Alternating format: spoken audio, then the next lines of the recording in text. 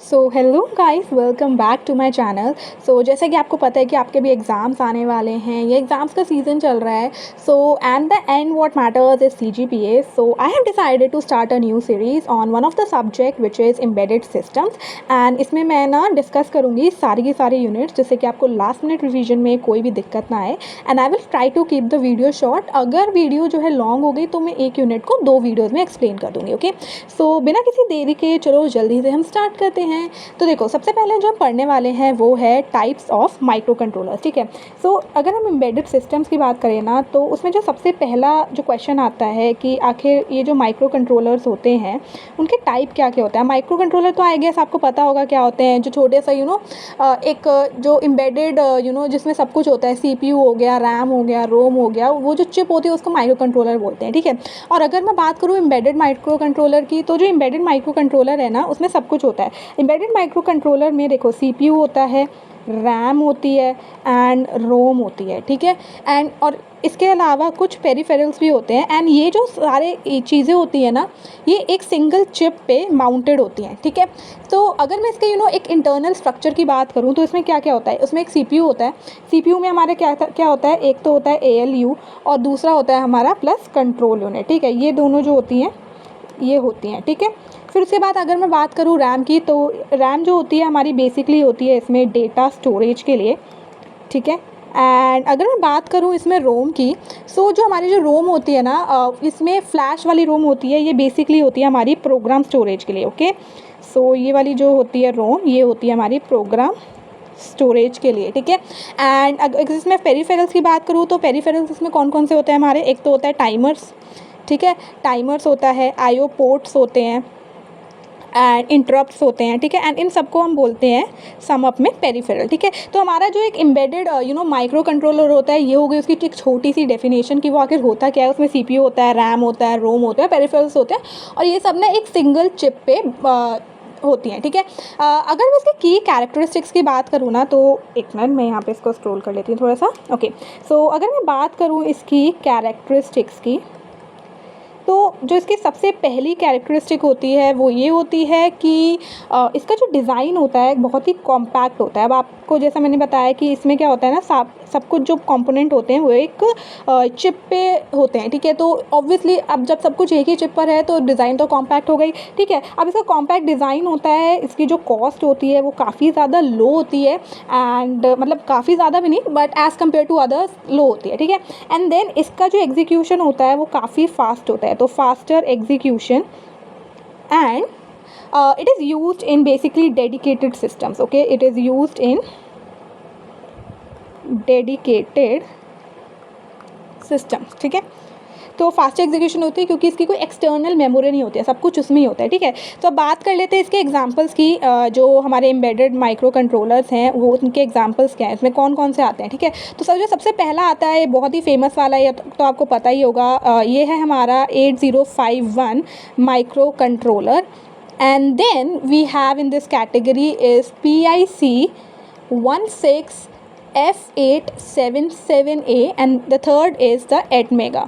ये आपने देखा होगा, ये जो आर्डुइनो बोर्ड आता है ना, उस पर भी लगा होता है कभी कभी ये। ठीक है, तो अब हमने सब चीज़ों के बारे में बात कर ली, बट इसकी एप्लीकेशंस के बारे में तो हमने बात की नहीं। चलो, तो इसके एप्लीकेशंस के बारे में भी हम बात कर लेते हैं कि आखिर ये यूज़ कहाँ कहाँ होता है। हमने ये तो जान लिया कि सब कुछ इसके बारे में, बट एप्लीकेशन के बारे में तो देखा ही नहीं।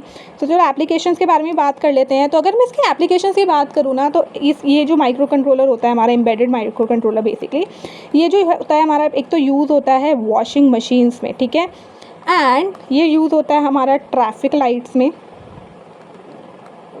एंड ये हमारा यूज़ होता है हमारा रिमोट कंट्रोल, जो भी टॉयज़ हो गए, जो भी चीज़ें होती हैं। ठीक है, रिमोट कंट्रोल से, तो उसमें रिमोट कंट्रोल्स में बेसिकली यूज़ होता है। ठीक है, तो अगर आपको एग्ज़ाम में, अब आपने इन सब के बारे में बता दिया, पर आपको पता ही है अगर आप एग्ज़ाम में डायग्राम ड्रॉ करोगे तो आपको बहुत अच्छे अच्छे नंबर मिलेंगे। तो चलो मैं एक डायग्राम भी छोटा सा इसका ड्रॉ करके दिखाती हूँ। ठीक है, सो ये है हमारे एक एम्बेडेड माइक्रो कंट्रोलर। ठीक है, मैं बेसिकली इसका स्ट्रक्चर बता रही हूँ। ओके, देन इसमें ना एक हमारा होता है CPU। ठीक है, CPU के साथ इसमें होती है हमारी एक रैम, एंड इसमें होती है हमारी एक ROM. Okay, and then we have in it IO ports, and इसमें होता है हमारे यहाँ पे टाइमर्स। ठीक है, तो ये पूरा जो मिलके बना हमारा, ये हो गया हमारा एम्बेडेड माइक्रो कंट्रोलर। ओके, तो अब जो इसमें नेक्स्ट टॉपिक है जो हम आज पढ़ने वाले हैं वो है हमारा एक्सटर्नल मेमोरी माइक्रो कंट्रोलर्स। ये तो हो गया हमारा एम्बेडेड माइक्रो कंट्रोलर्स के बारे में। जो नेक्स्ट हमारा जो हम पढ़ेंगे वो है हमारा एक्सटर्नल माइक्रो कंट्रोलर्स। ठीक है, तो चलो इसको हम साइड कर देते हैं, यहाँ पे यहीं पे लिख लेते हैं। ठीक है, इसको कर लेते हैं जूम, इसके यहाँ पे। Okay, that sounds good. Okay, so अब जो नेक्स्ट पढ़ने वाले हैं वो है हमारा एक्सटर्नल माइक्रो कंट्रोलर्स। ठीक है, एक्सटर्नल मेमोरी माइक्रो कंट्रोलर्स।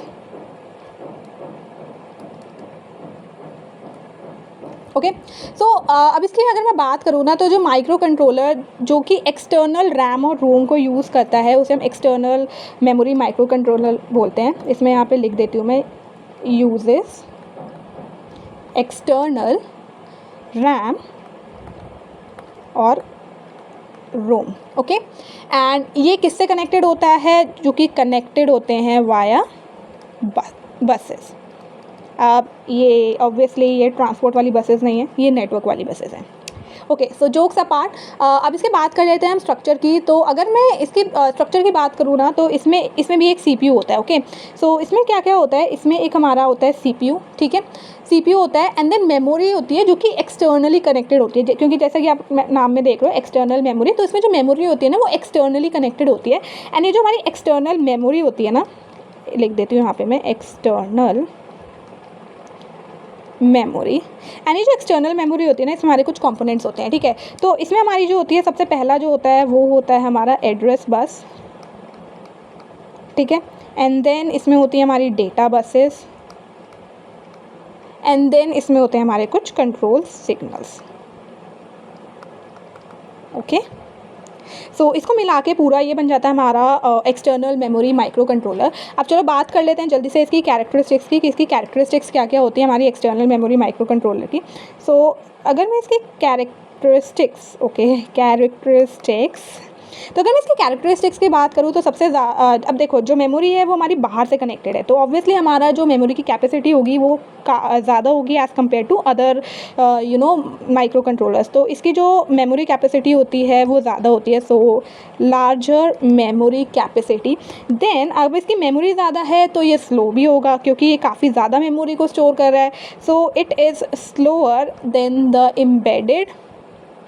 अब ये स्लो होता क्यों है? क्योंकि बस यूज़ होती हैं, इसमें बसेस यूज़ होती हैं सिग्नल्स को ट्रांसफ़र करने के लिए, तो बस की वजह से डिले हो जाता है। ठीक है, एंड बट ये जो होता है ना, ये काफ़ी ज़्यादा फ्लेक्सिबल भी होता है, क्योंकि एज आई मेंशन इसकी मेमोरी एक्सटर्नली कनेक्टेड होती है। ठीक है, चलो अब इसके एग्जांपल की बात कर लेते हैं। अगर मैं इसके एग्जांपल की बात करूँ ना, तो इसमें जो one of the famous micro controller है वो है हमारा इंटेल 8031। ठीक है, एंड देन अगर मैं इसकी एप्लीकेशंस की बात करते हैं, चलो अगर मैं इसकी एप्लीकेशंस की बात करूँ, सो ये जो हमारा एक्सटर्नल वाला एक्सटर्नल मेमोरी वाला माइक्रो कंट्रोलर है, ये हमारा कहाँ कहाँ यूज़ होता है? ये हमारा यूज़ होता है हमारा एक तो कॉम्प्लेक्स इंडस्ट्रियल सिस्टम्स में। ठीक है, ये हमारा यूज़ होता है complex industrial systems and data logging systems में यूज़ होता है। Okay, data logging systems. Okay, and अगर मैं इसके एक छोटू से डायग्राम की बात करूँ, तो इसमें वही मैंने बताया ना, जैसे आपको सीपीयू होता है, सीपीयू के पास एड्रेस बस बना देना, एक डेटा बस बना देना, नीचे रैम और रोम लिख देना। ठीक है, and you will have like a good diagram. Okay, so ये था, this was all about like external memory micro controller. तो आज की इस वीडियो में हमने बेसिकली दो चीज़ें डिस्कस करी हैं, एक तो एम्बेडेड माइक्रो कंट्रोलर के बारे में और एक एक्सटर्नल मेमोरी माइक्रो कंट्रोलर के बारे में। ठीक है, तो अगर आपको इसका स्क्रीनशॉट लेना है तो आप स्क्रीनशॉट ले सकते हो इसका। And video already I know काफ़ी लंबी हो गई है, ज़्यादा लंबी वीडियो होगी तो सब घबरा जाते हैं। So let's continue this topic in the next video. मिलती हूँ आपसे नेक्स्ट वीडियो में। Till then bye bye.